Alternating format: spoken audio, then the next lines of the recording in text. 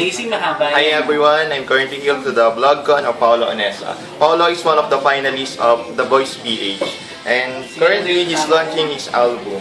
It's Paolo. Ano yung career single mo sa album mo?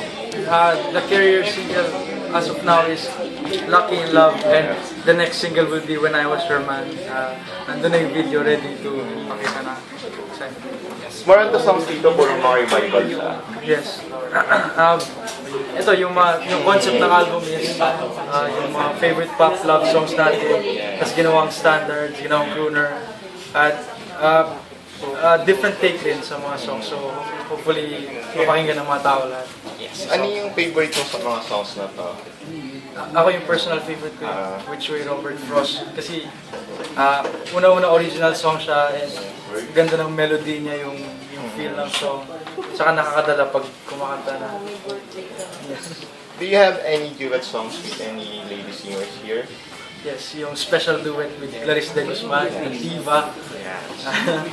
Ayun, this is a fun song. Fun lang yung vibe niya and all. Alam ko ma-feel yung fun doon.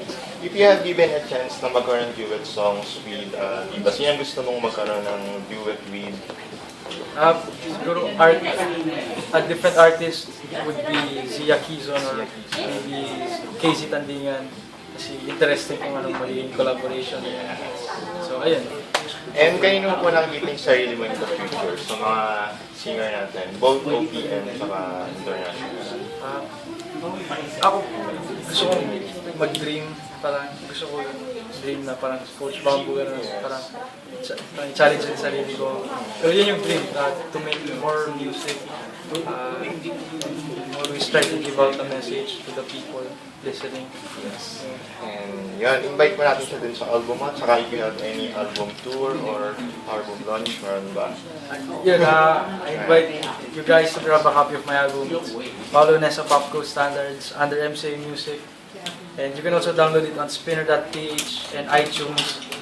And if you want, you could catch me at my mall shows. I'll be posting on my social network sites.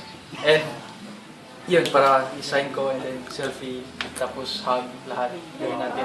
Yeah. Okay. Thank you. Salamat, sir. Thank you.